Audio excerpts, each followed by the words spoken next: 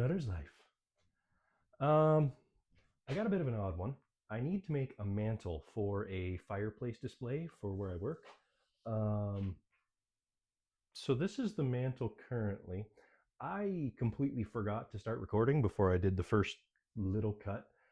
Just trying to clean up one end of it. So all I've done so far is I cleaned up this end, just squared it off, and I took a small lick off the backside to square it up. Okay. My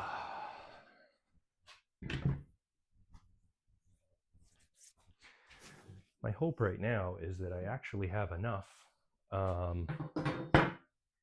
wood here to be able to set up a runway. Hey, when you need to build something, don't bury all the lumber you need. I think I need a miter station and I need better wood storage. Just at least attempt to reorganize this crap a little.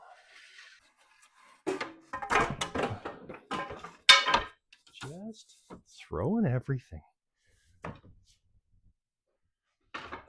Okay, so the basic idea of this is to move the table away from the wall so I don't have to work so hard. The basic idea for this is that these are going to get mounted to the sides of the table, which I will make sure they are flush. The table's not perfect, but it is reinforced with 2x4s. I checked that it is pretty close to level, and I don't need this to be 100% perfect. It's supposed to look rustic. This should be built a lot better than I'm about to. It should have a nice fresh slab of wood on the bottom. Everything should be planed and true before you build one of these, but I need this to knock out the big stuff. And if I need to finesse it a little, I can, but I need to try just to get it as flat as I can. And I think, yeah, like I'm within, looks like less than a 16th, the whole length of it. Okay, so this is currently 1.5 inches. So if I'm 2 inches up, I should be good. Do I have something 2 inches? That would be convenient. I do. I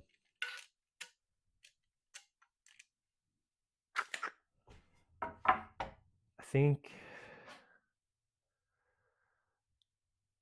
I need to set up saws. I really need a bigger shop. I just need a bigger shop. There's not enough room. Set that up for 2 inches. It's another thing I'd like to upgrade is some of the toys in here. Like I'd really love to do a miter station down that wall. I need to replace this saw because it's a slide saw, but the slides shoot out the back. So it makes it like 3 and a bit feet deep from the front here all the way to the back of the pins. And I don't want to lose 3 feet of the shop. I want to get a saw that is a little more compact, still has the slide on it, but the slides are on the front, or something like the Bosch style that has the double knuckle system. But then I can make 2-foot deep cabinets. I lose less space, still have tons of storage, and then the saw can be over there. And I also will have the dust collection built around it, so I won't have to always get hoses out for at least the miter station. Couldn't see nothing.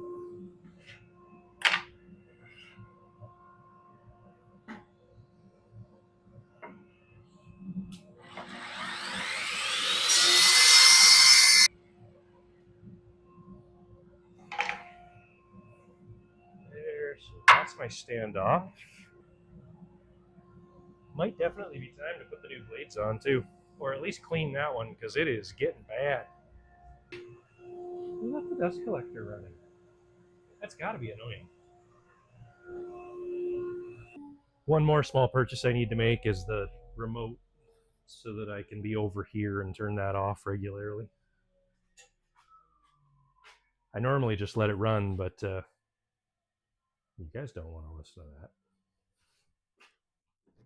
But there works. You. Okay, So what I did was I just clamped the other end of the table without the board in it, like an extra set of hands. I do 99% of my stuff by myself, so I always got to think about how I can do things without other people here. And now I have to somehow drop that onto there. Thank you. Sweet.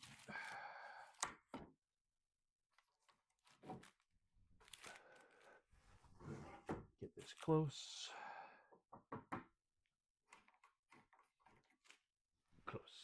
Close counts. Because I still got to clamp this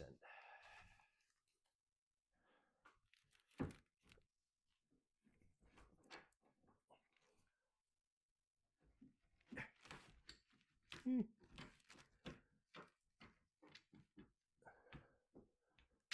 Whoa. Okay, well, don't drop it. So much for that extra set of hands. Okay. Sure. Yep. Mm-hmm. There. Try to get this pretty close.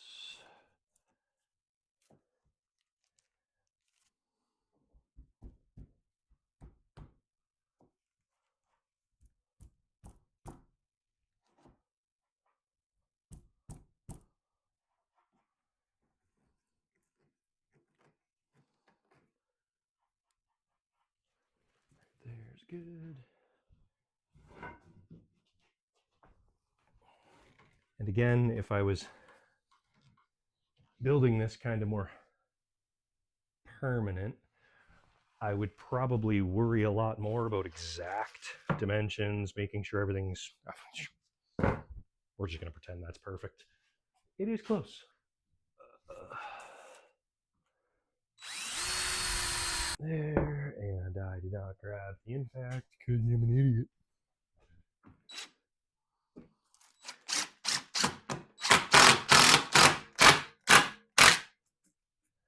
There.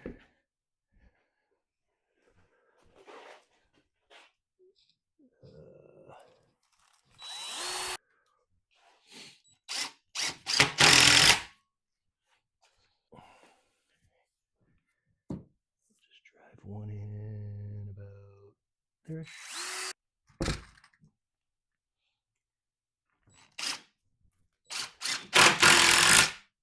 There.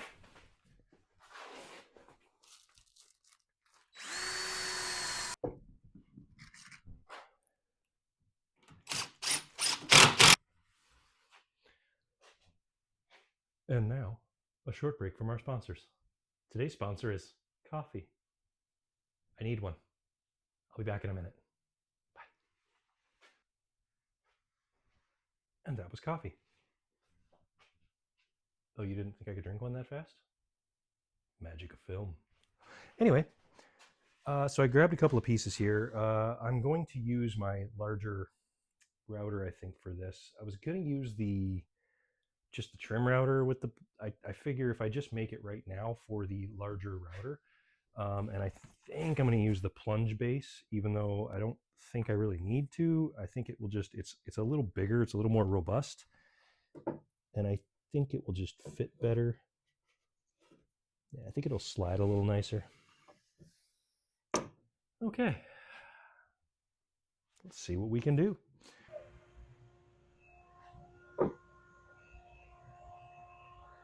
Okay.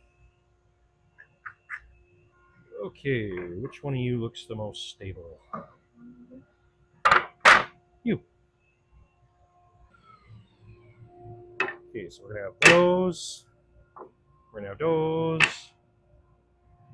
And then I need an end. Huh, yeah. Like it was meant to be.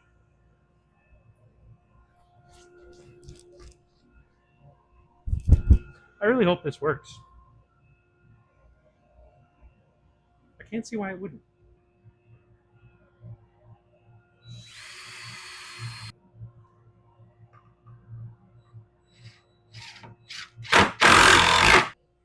Before anyone says it, I know. Milwaukee, DeWalt. They can play together. Look. No fighting. There. That. this one together.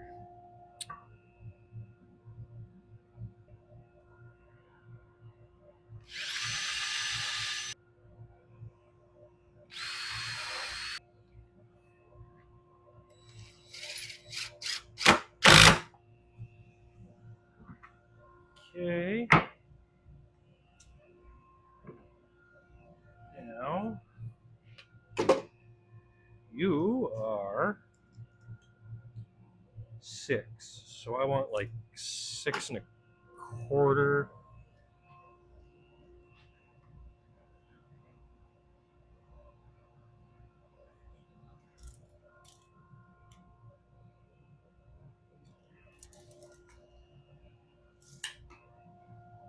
Because I want to be able to set you in and you move around relatively easy. Maybe 6 1/8. That's a little loose.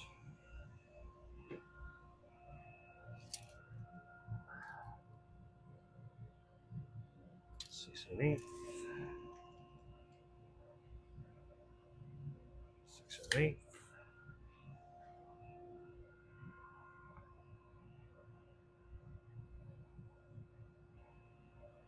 So if I go 7 1/2. Yeah, that'll work.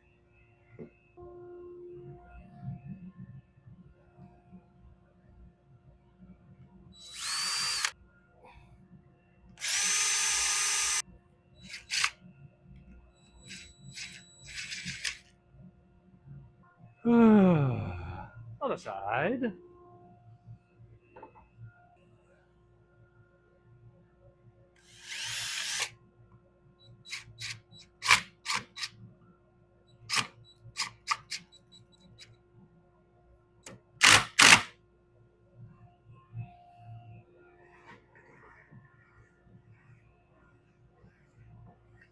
Yeah.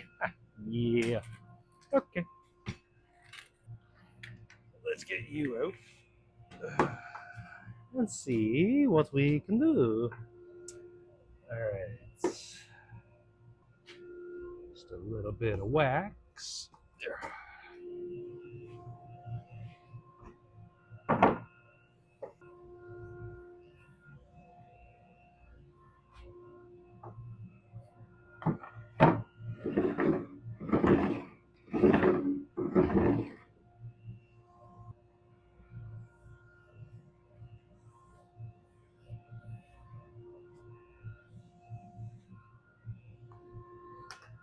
Here goes nothing.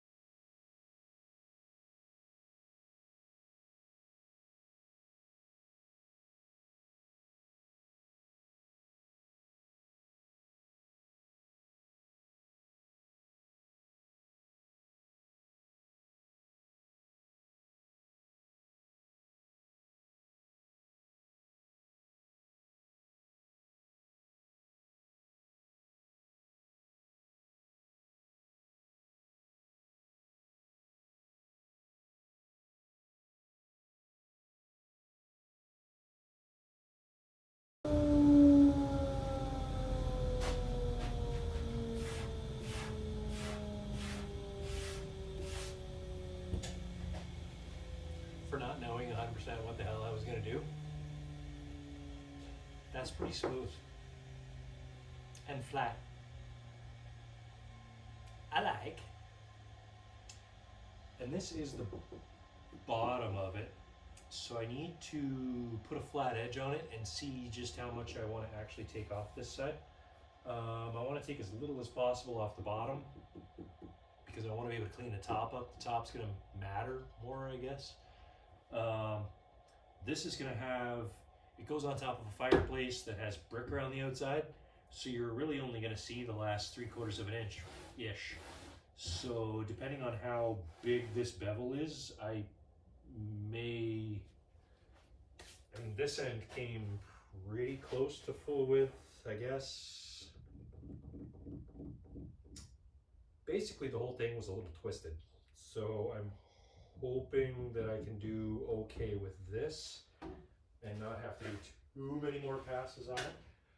That actually worked out really well. A couple of little spots where it fought a little. I expected far more fighting.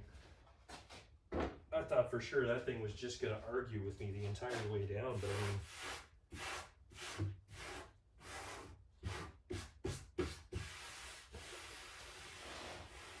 couple little spots down here. I might continue doing that, just quick back and forth. There's a little bit right here where it's a little rough. The board was kind of moving a little as I cut, so probably because the table is just not strong enough for this. If you're going to build one of these, I would suggest probably a much nicer version of this table. But all in all, I mean, shit, that worked. I like it. Anyway, fire the vacuum back up. Just want to talk to you guys for 1 second. I'm going to fire the vacuum back up, clean this up, and then throw a straight edge on this, see what I think. Yeah, sawdust everywhere. And then I'll either flip it or maybe I will adjust and lower the blade just a skosh, and do another pass.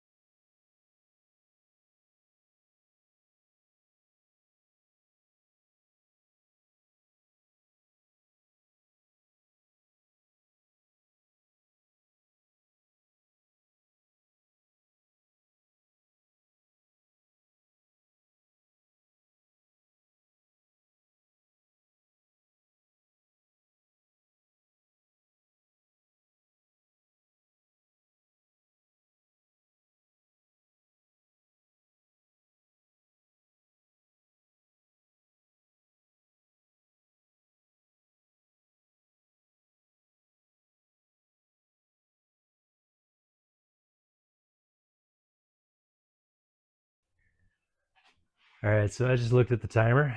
That was a full hour of, it was already mostly smooth.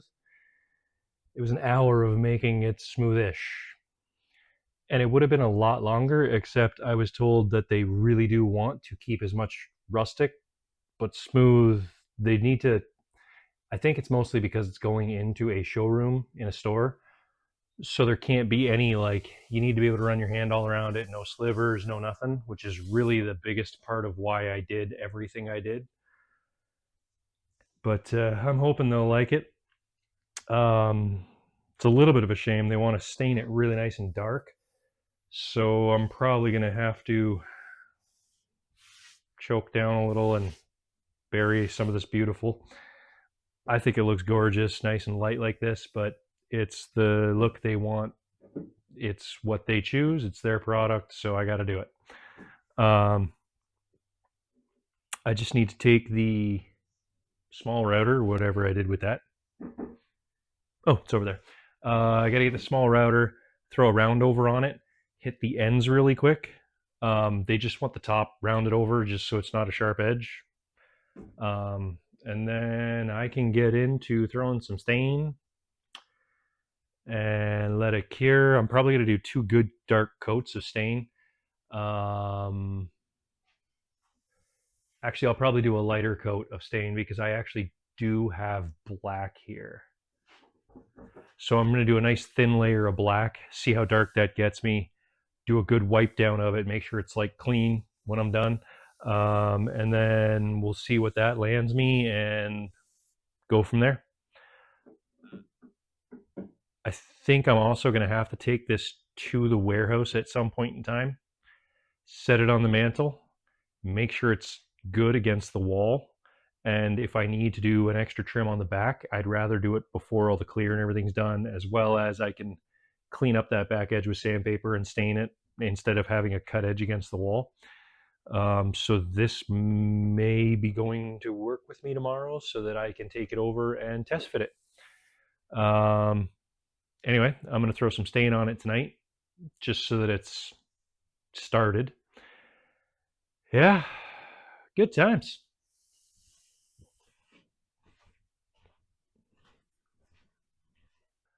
All right. So I got everything sanded. I got everything cleaned up. I did put the small bevel on the outside edge. I just went over it once more just by hand. Um, I did some cleanup because it was absolutely horrible in here. So put the saws away, put as many of the tools away as I could, uh, cleaned up the workbenches, and swept. It was bad. It is still bad, but it is tolerable bad. Let's go with that. Anyway, so like I said, we're going to use this black stain. They do want it dark, so I'm hoping. I tried talking to the person who is actually getting me to do this, and all she could give me was dark. The showroom it's going in is mostly like white off white, black dark gray. Like there's not a lot of crazy color or anything. So I kind of get it. But, it is what it is, I guess. Ooh, gloves. I should probably use those. They keep my hands clean. Okay. I promise it's just an inspection. Anyway, back to shenanigans. Oh, there we go. Okay. So, on the bottom, I'm not going to worry about staining the whole thing because you're only going to see you're only really going to see about 1 to 2 inches at any given point around that outside edge. This is up against a wall. This is above a fireplace. I am probably going to do at least 1 full coat of clear on it, but I do not need to waste my time with the stain because it's going to get buried, fully buried.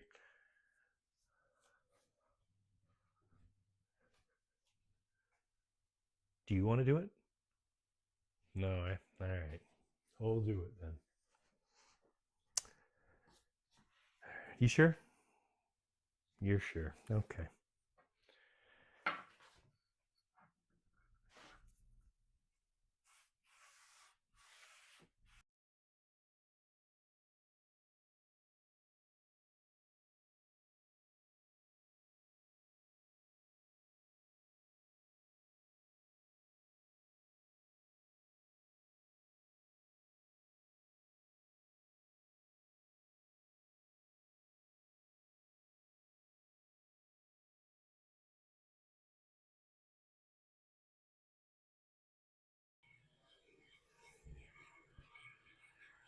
Okay.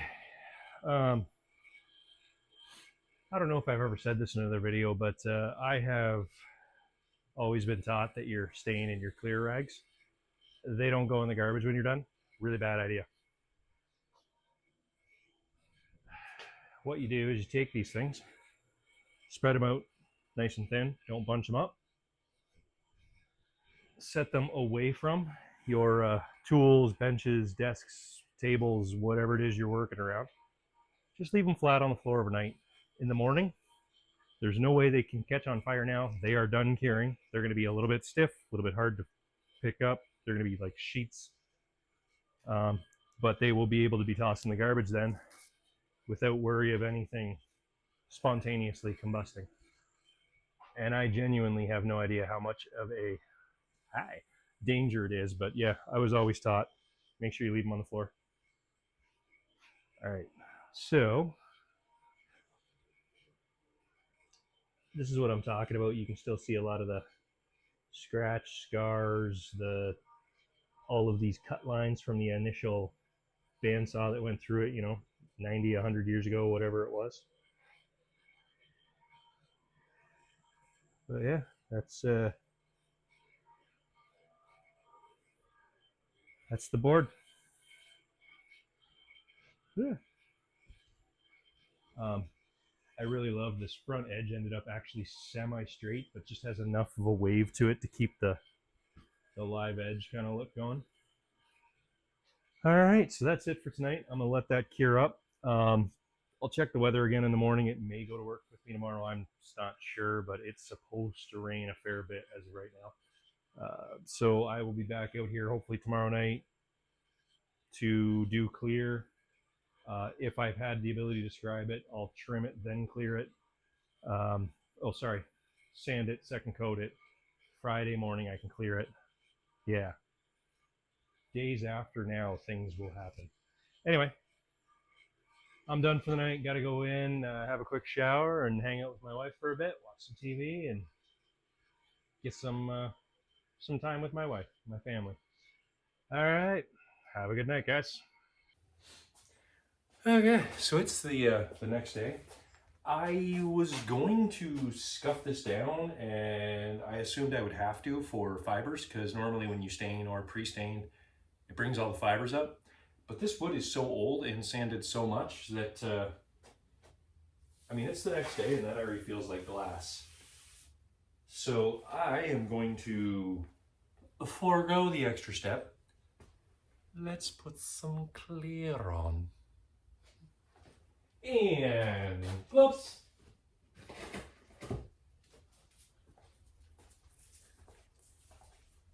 I'm gonna get rid of the rags and crap I threw on the ground yesterday. Oh.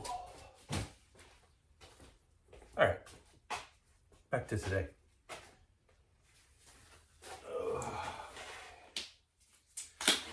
For the clear, we are going to use oil modified polyurethane. I actually wanted to use a water coat instead of an oil coat, which you can do completely, but you've got to let it sit for, I believe it's 2 days to be, 2 days is like the number, 3 days to be safe.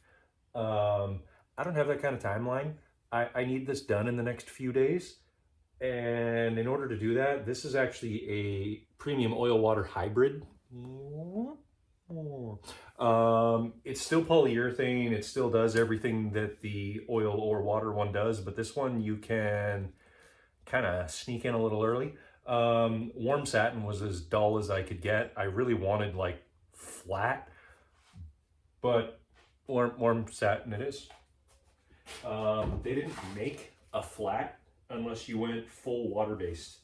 But full water-based causes problems in other ways with timeline, and I decided that a small amount of luster would be fine. Don't tell the client. Am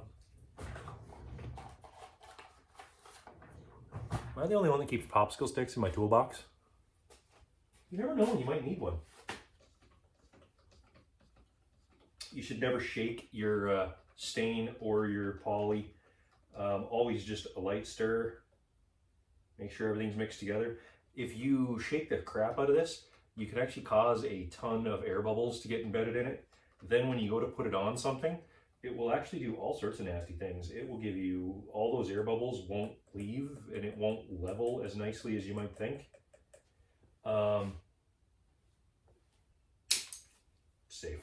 Okay. It also says to use the most premium brush you can do.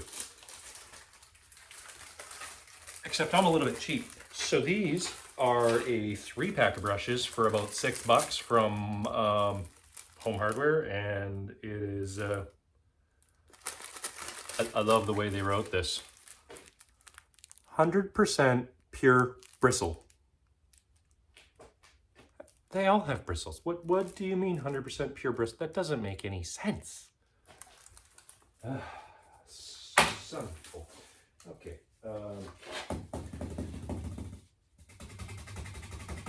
I just like to run them over the edge of something because normal you'll get at least a few flyaways and it just kind of brings them out. Try to get as many of those out of there as I can before having to pull them out of my work. For the first coat, I just want to seal all this color in, so I'm basically going to follow the lines I made yesterday. So the other side, I'm just going to do the edges where it's actually black. My next coat, while it's upside down, I will do the entire bottom. Since I already have stain on this, I'm going to check it a little.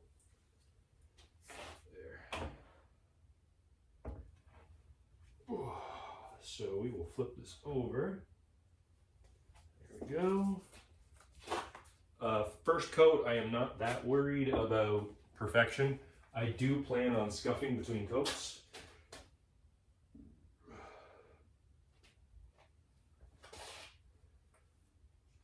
But I do want to get a decent coverage.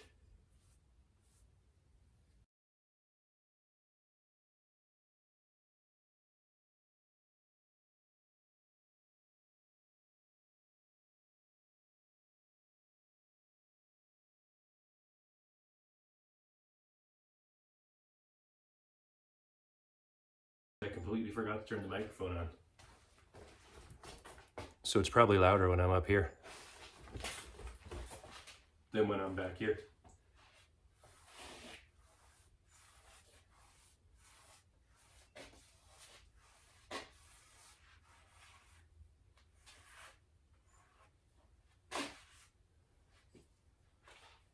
And just like any good artiste, you have to know when to stop. And it's damn perfect.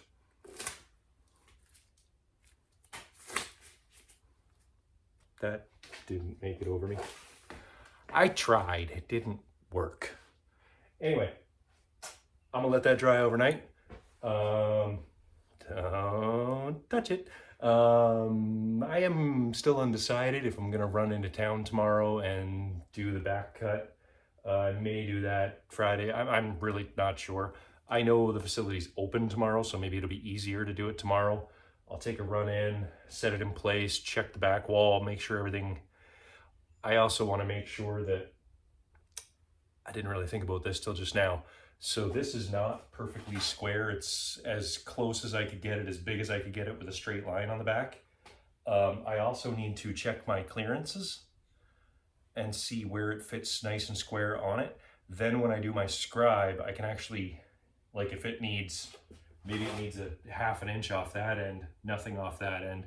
I can also square it up that way so that it fits nicely against the wall. I will explain when I get there. Hold your horses. But I may need to actually take more off than I think. But I did leave it as big as I possibly could while still making it about the right size. Hopefully I don't have to take much off. It'd be really awesome if it just fit. I don't know how flat the walls are there, but it's a relatively new build, so I'm hoping it just sits against the wall. Doubtful. Oh, hey there. Oh.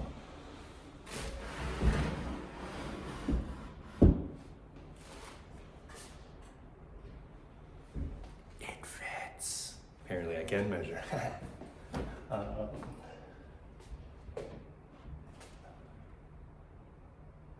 Amazingly enough, I don't think I have to trim much of anything off this.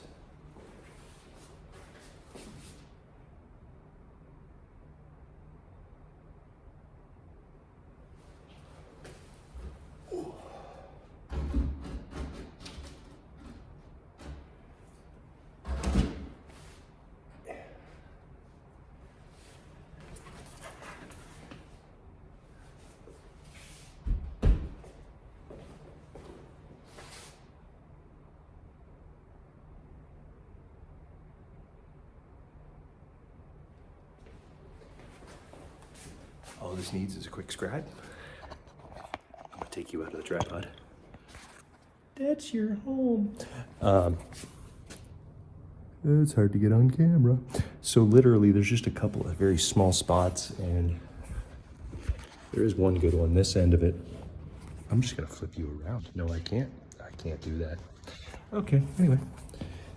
This end is a little open. So this end is what I'm gonna, basically I gotta take that 1/8 inch off the whole thing. All right, so I'm just gonna grab a pencil, mark the wall. Good to go.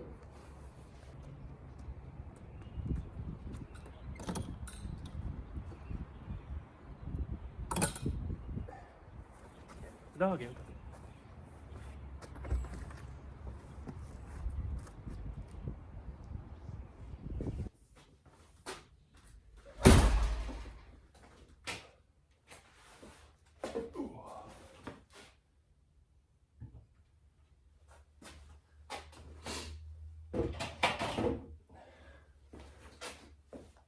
And we're back in the shop. Also,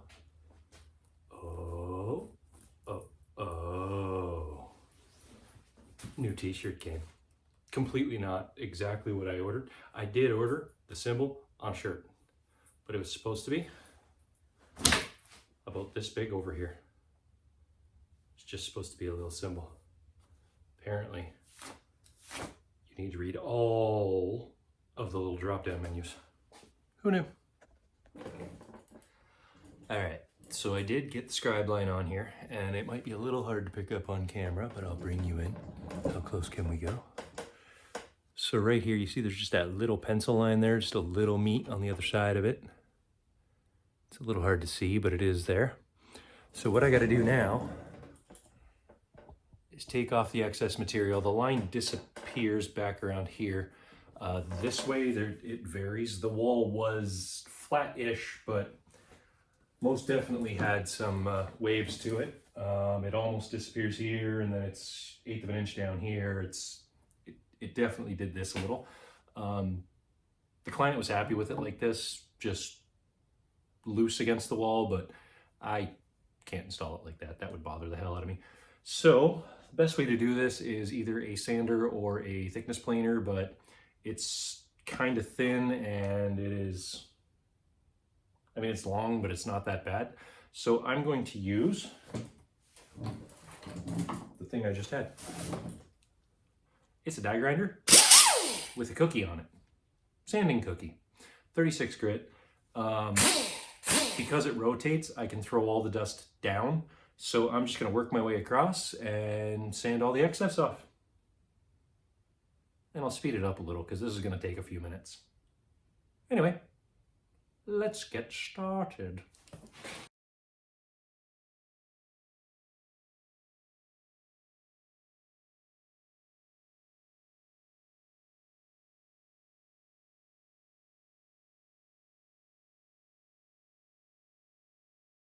All right, so that gets the scribe line carved back.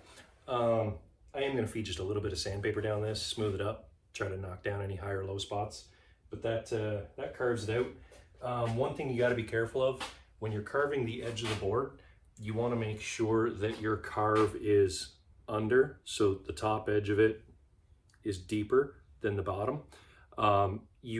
Flat's fine, but if you end up like the top's carved back but the bottom's still there, when you go to slide it in, your board won't sit tight to the wall because that bottom bit of meat is still pushing it out.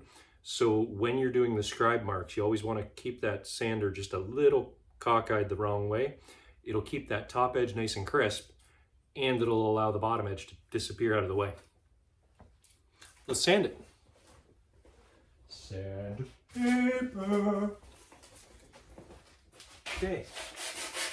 And this I'm just doing so that it's smoother when I go to transport it and everything. I don't want to catch a sliver moving it for the final time.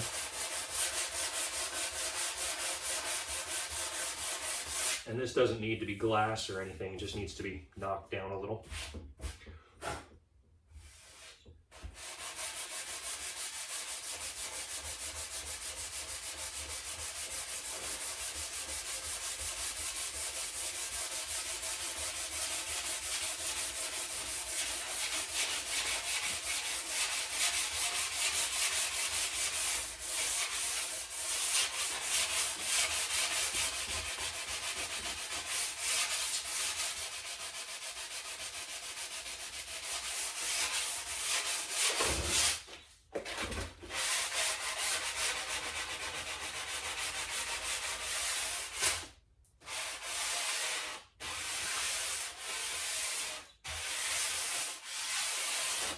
Okay.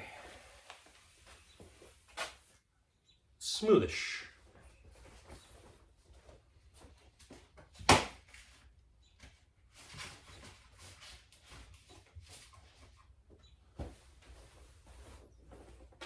Hey, do you have any idea where I put the like really fine sandpaper? No? I'll look. Is it in here? It is!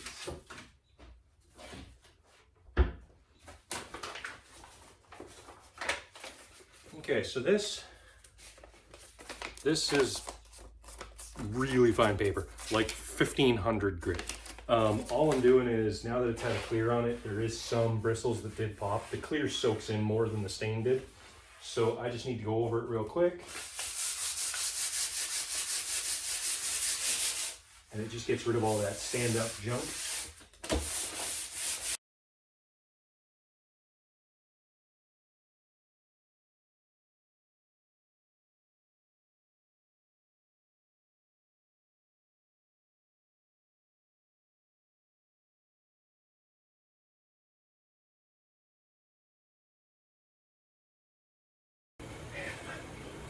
I really wish that I could make you guys see just the awesomeness of some of these grains.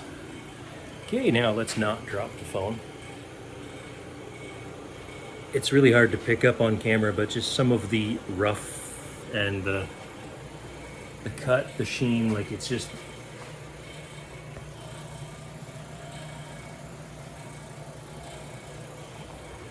I love it. I really genuinely love the look, the age, the depth of character that's in the piece of wood. It's just so cool. I really don't want to give it up. I want to build a fireplace just so I have a reason to use it. And I know that's not the answer, and I know that's really bad way to do, you know, work, but I don't want to give it up. It's so pretty. Anyway, I'm gonna let that cure. I do need to put some rags on here and flip it over and do the bottom, but I'll have to wait till later tonight or tomorrow. Probably tomorrow, because I don't want to get anything stuck in the lid. I think this stuff you can put another coat on after 2 hours. It's safe to touch. Hour, 2 hours, something like that. But I think I might just leave it till tomorrow morning, come out, flip it over, and I'll do the bottom. All right, so that's the end of this video. I've got my my mantle all done up and shiny, clear, sealed. And now after a couple of coats, it is like smooth the whole way across, other than obviously the actual character of the wood, but there's no fiber sticking up. There's no roughness to it. I like it. In the next video, I am actually going to be putting the stone on the fireplace this is going on, and then this will be mounted on top, and it'll complete that whole project. I'm hoping to do that. That video should be out next weekend. All right.